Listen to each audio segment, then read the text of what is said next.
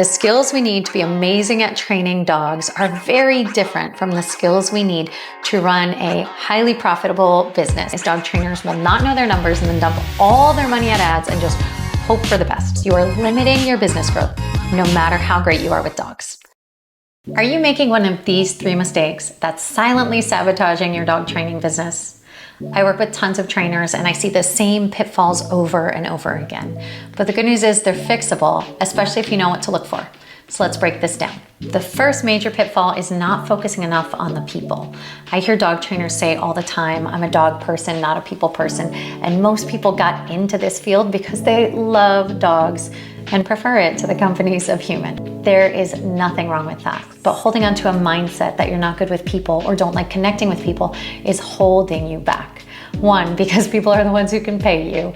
2, if you really care about helping dogs, then you want to make sure that the training continues after they're done with you. And this means getting good at working with humans. So first thing is to change your mindset. The second thing I see a lot is dog trainers judging their clients instead of listening.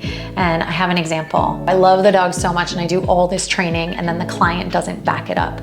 And I'll hear that because the client doesn't care about the dog, because the client is lazy, because the client doesn't prioritize correctly. But what would be way better is to listen to the reasons the client isn't following through and get curious and help them troubleshoot a solution. I know we didn't get into this field to coach humans, but unfortunately it comes with the territory. And the really excellent news is people skills are skills, meaning they can be learned. I think there's a belief that skills are going to be either innate and you're born with it or you're not.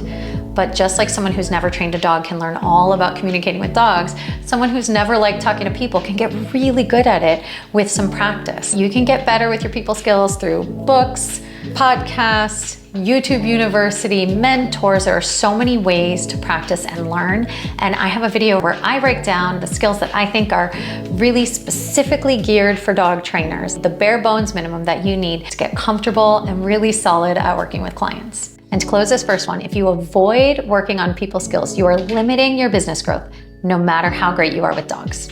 The second big mistake I often see dog trainers make is not thinking like a COO.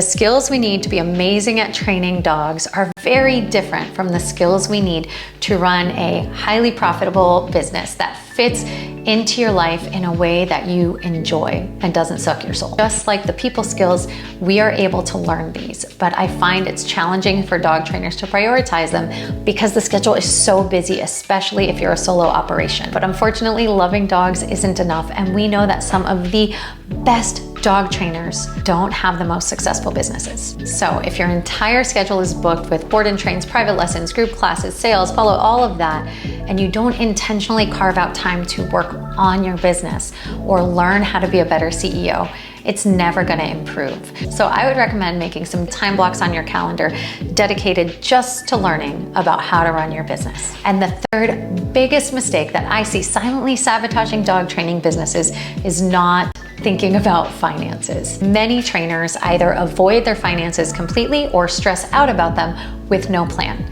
And if you don't know where your money's going, you are flying your business blind. So an example of this that I see all the time is dog trainers will not know their numbers and then dump all their money at ads and just hope for the best. Ads are a fantastic tool, but they are not a magic fix, and you need a solid financial plan behind them. And the last piece of this financial point is not intentionally setting aside profit. If you don't plan for profit, it is not gonna happen. And setting aside a small percentage every month intentionally, no matter how small, builds a tiny habit that can have huge implications over time. The way that I like to do it is profit is not what's left over. It's planned for from the beginning. If you saw yourself in any of these, don't stress. It just means there's room to grow, and that's why we're here. At Yanni, we like to help dog trainers build real successful businesses, not just get more leads. So if you want more support in making your business work for you, hit that subscribe button, drop us a comment with what you want help with next, and I'll see you in the next video. Peace. And the skills we need to run a profitable, the skills we need to be a dog trainer, and the skills we need to run a profitable, the skills we need to be, start over, profitable. So if you want,